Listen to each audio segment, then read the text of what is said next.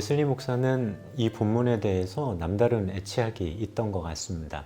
마가복음 1장 15절 말씀을 가지고 1742년 6월 6일 아마 고향 에봇에서 처음 설교를 시작했던 것 같아요. 근데 그 이후로 1790년까지 무려 191회의 구두 설교를 이 본문 가지고 진행을 했습니다. 이 본문을 나름 소중하게 생각했음을 우리로 짐작할 수 있게 하는 부분이죠. 이 설교는 1746년부터 그의 설교집에 이제 수록되기를 시작했고요.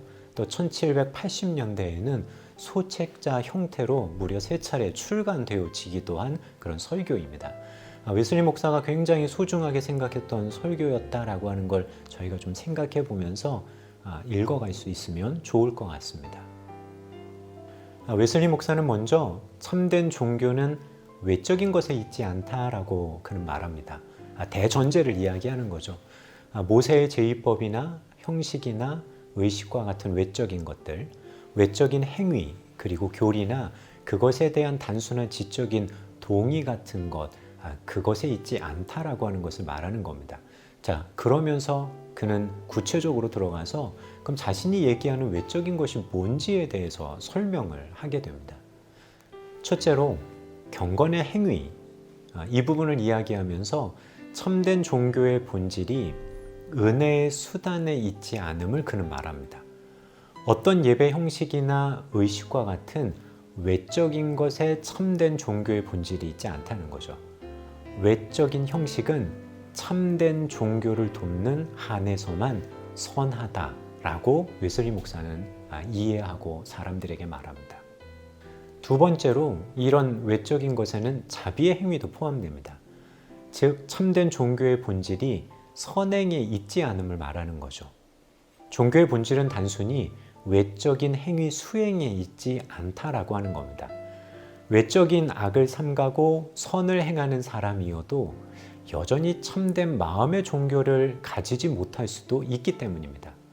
외적인 행위가 하나님의 사랑에서 행했을 수도 혹은 칭찬을 구하기 위해 행했을 수도 있기 때문입니다. 셋째로 지적인 동의도 여기 해당됩니다. 즉 참된 종교는 바른 견해 내가 그것을 알고 있다라고 하는 것에 있지 않다는 거죠. 종교는 단지 정통적인 가르침이나 올바른 의견에 있는 그것 아닙니다.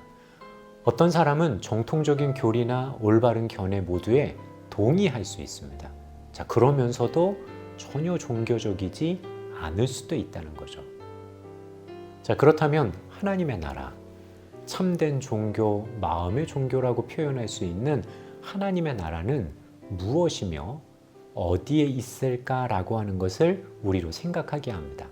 자, 웨슬리 목사는 로마서 14장의 말씀을 가지고 설명합니다.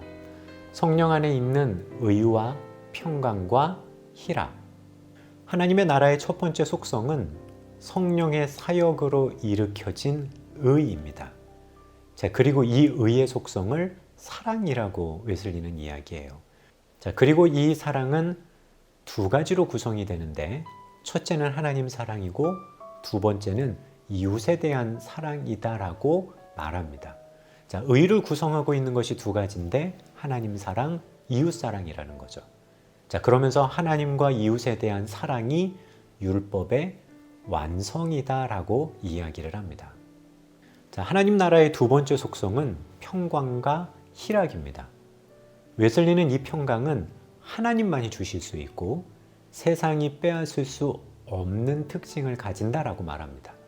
자, 이것은 또한 영적으로도 분별 가능하다고 얘기해요. 그리고 모든 의심, 모든 고통스러운 불확실성들이 몰아내어지는 것, 하나님의 진노에 대한 두려움이나 죽음에 대한 두려움도 쫓겨난 그런 상태를 이야기합니다. 더 나아가 하나님의 평강이 영혼 안에 자리 잡는 곳에 성령 안에 희락이 있다고 웨슬리는 말합니다. 성령께서 우리 안에 만드시는 속죄함, 하나님과의 화해를 통해 아버지의 평화로 인한 기쁨이 당연히 우리 속에 만들어지겠죠. 하나님의 형상에 대한 소망으로 인한 기쁨, 주님이 주실 영광에 대한 소망으로 인한 기쁨, 이런 것들이 성령 안에 있는 희락이다라고 우리는 말할 수 있을 겁니다. 이러한 거룩, 의, 그리고 행복, 평강과 희락이라고 표현될 수 있는 성경에서 하나님의 나라 혹은 하늘나라라고 이것들이 불려진다라고 하는 거죠. 그 이유는 거룩과 행복이 우리 영혼 속에서의 하나님의 통치의 직접적인 열매이기 때문입니다. 그분이 능력으로 우리의 마음에 자신의 보좌를 세워주시고요. 그분의 사역으로 인해 의와 평강과 희락이 차오릅니다. 이런 하나님의 통치하시는 것, 하나님의 직접적인 통치의 열매로서 우리는 의, 평강, 희락을 경험하는 거죠. 이것이 바로 우리의 영혼 속에 열리는 하나님의 나라이기 때문에 그렇습니다. 그렇다면 하나님의 나라에 이르는 길은 무엇일까요? 웨슬리는 하나님의 나라에 들어가려면 회개하고 복음을 믿어야 합니다라고 말합니다. 여기서 회개라고 하는 것은 자신의 영적 현실에 대한 자각을 우선은 의미합니다. 웨슬리는 이러한 자각에 대해서 몇 가지를 가지고 이렇게 설명을 해줍니다. 어떤 자각을 하는 걸까요? 첫째로 죄인이라는 것, 내면의 본성이 타락했다라고 하는 것을 자각한다는 겁니다. 그로 인해 하나님의 율법에 복종하지도 할 수도 없다는 것, 육체의 소욕으로 성령에 거스르는 삶을 살고 있다는 것, 우리가 율법에 복종함으로 온전히 이루어갈 수 없다는 것을 자각하는 것을 말하죠. 또한 타락으로 인해 하나님의 것을 분별하지 못한다는 사실에 대해서도 자각합니다. 뭐가 하나님 앞에 좋은 건지, 뭐가 그렇지 못한다는 것, 이걸 온전히 분별하지 못한다는 자각도 여기에 해당됩니다. 세 번째로는요, 죄의 삭은 사망이고 영원한 죽음이라고 하는 것에 대한 자각입니다. 영원한 멸망과 형벌을 받게 되어질 것에 대한 자각을 하게 되는 거죠. 이런 상황에서 하나님의 진노를 달래고 모든 죄를 대속받고 마땅히 받아야 할 형벌에서 벗어나기 위해 우리들 스스로 할 수 있는 일, 그러니까 내가 내 힘으로 할 수 있는 일이 아무것도 없다라고 하는 현실에 대한 자각. 우리가 얼마나 무력하며 죄가 많은지 깊이 있게 느끼는 것. 이것이 바로 하나님 나라의 전조로서의 회개라고 웨슬리는 이야기합니다. 하나님의 나라에 들어가려면 복음, 약속을 믿으라라고 했습니다. 그렇다면 복음, 약속을 믿는다는 것은 무슨 뜻일까요? 웨슬리는 이렇게 말합니다.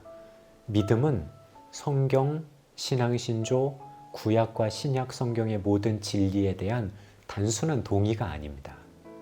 믿음은 예수 그리스도를 통한 하나님의 자비에 대한 확실한 신뢰입니다.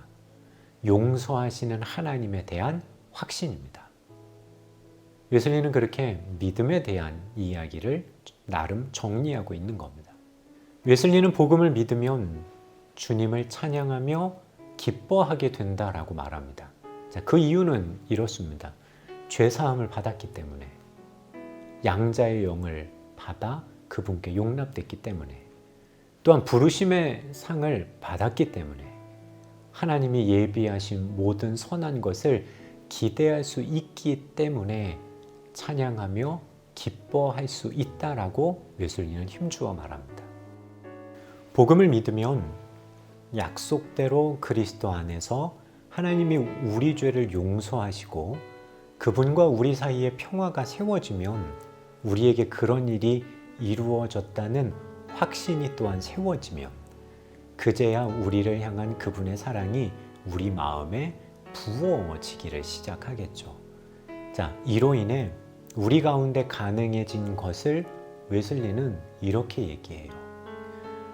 비로소 여러분이 그분을 사랑할 수 있게 됩니다. 그분이 여러분을 먼저 사랑하셨기 때문입니다. 그분을 사랑하게 되면 이제 여러분은 형제들도 사랑하게 됩니다.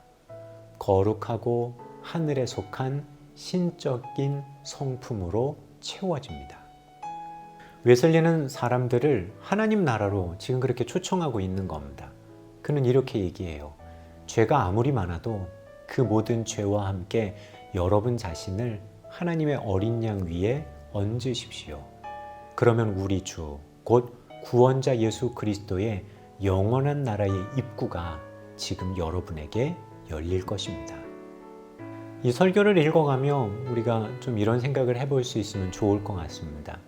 자, 우리가 생각했던 하나님의 나라와 웨슬리 목사가 말하고 있는 하나님 나라의 차이와 공통점에 대해서 여러분 한번 생각해 보십시오. 우리는 많은 경우 죽음 이후에 갈 나라로 하나님의 나라를 많이 이해하고 있는데 오늘 성경에서 얘기하는 웨슬리 목사가 말하는 하나님께서 통치하시는 그 사람, 자, 그 통치에 대한 부분과 같이 연해서 생각해 보면 좋을 것 같습니다. 또한 하나님의 나라로 가는 길에서 우리들의 모습은 어떠한지도 조금 반성해 볼 수 있으면 좋겠죠. 그 부르심에 합당하게 그 길을 잘 걸어가고 있는지 생각하고 자신을 되돌아볼 수 있으면 좋겠습니다.